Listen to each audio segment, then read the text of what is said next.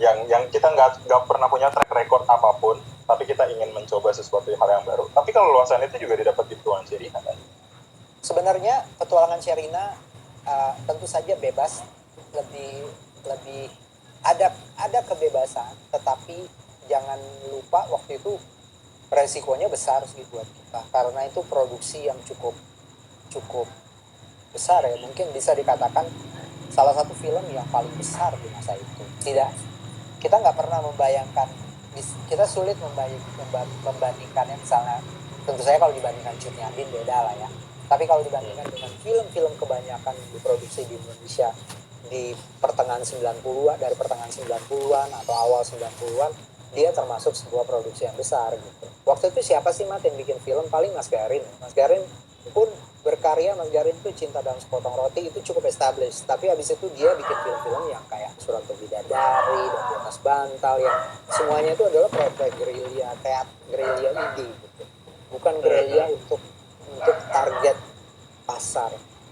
Yang kita lakukan itu berbeda sama sekali gitu, karena kita bicara ini, kita harus dapat penonton untuk ini mungkin lo bisa ngobrol sama Mira besok ketika sebelum kita membuat petualangan Sherina, kita bikin sebuah studi tentang pasar film Indonesia yang sangat serius.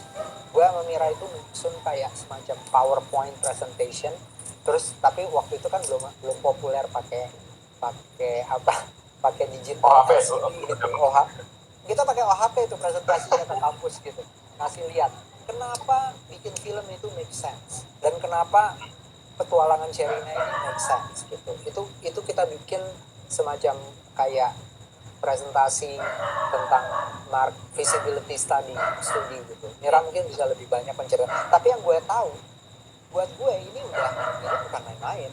Ini adalah resiko, ini adalah sebuah perusahaan kecil. Karyawan Miles waktu itu kali masih kurang dari 5 kali, dan kantor kita itu adalah kantor yang kontrak gitu di sebuah tempat di Cipete gitu ya. Maksudnya sebenarnya resources kita juga masih sedikit banget untuk membuat ini gitu. Pengalaman kita sedikit, sumber daya kita juga belum banyak waktu itu gitu. Tapi ada keyakinan dan goal yang cukup konkret gitu. Nah, kalau dibandingkan misalnya setelahnya ya, bisa dikatakan setelah membuat Ada Apa Dengan Cinta, direction kita tuh agak kita ganti dikit gitu. Kita coba yuk gitu.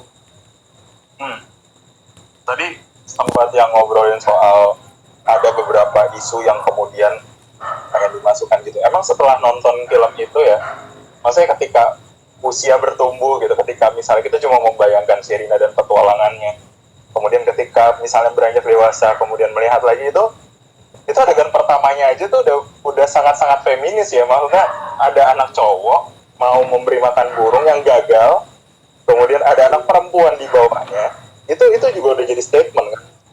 Iya dan itu penting banget sih untuk men-set the tone, apa sih yang bisa diperjuangkan lewat film. Sebenarnya gue tentu saja sampai tahun 2000, sampai gue membuat petualangan Sherina itu, sebenarnya gue kan seorang D3 ya, gue cuma lulus D3 penyutradaraan film. Mungkin gue membaca banyak hal, tapi mungkin yang paling utama adalah Mira itu sudah punya visi gitu sebagai seorang produser.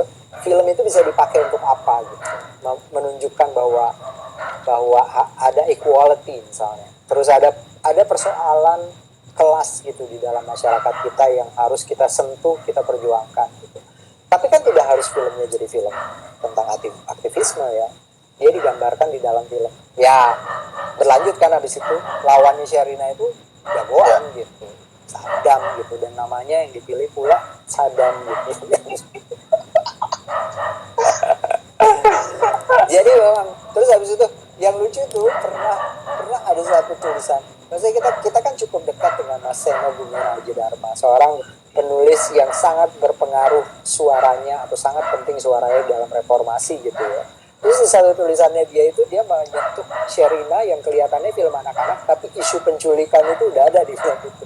Kalau nggak salah mungkin dia mau mencari justifikasi kali ya, ketika dia melihat bagaimana kita membuat terus dia mungkin harus melihat kajian itu harus dari track record apa yang dibikin sebelumnya, kemudian dia menemukan sebenarnya anak-anak ini bikin persoalan penculikan. Tapi jangan lupa Miles memproduksi sebuah serial dokumenter tentang reformasi beberapa saat sebelum itu.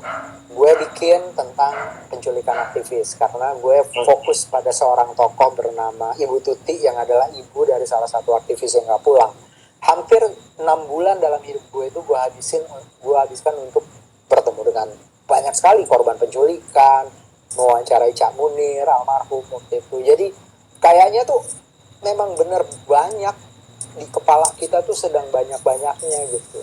Tapi begitu kita membuat petualangan Sherina, kita menjadi pembuat film yang kembali ke situ. Kita duduk di tanah gitu ya untuk melihat bahwa ini beda nih, ini persoalan kita nih ini sekarang gitu.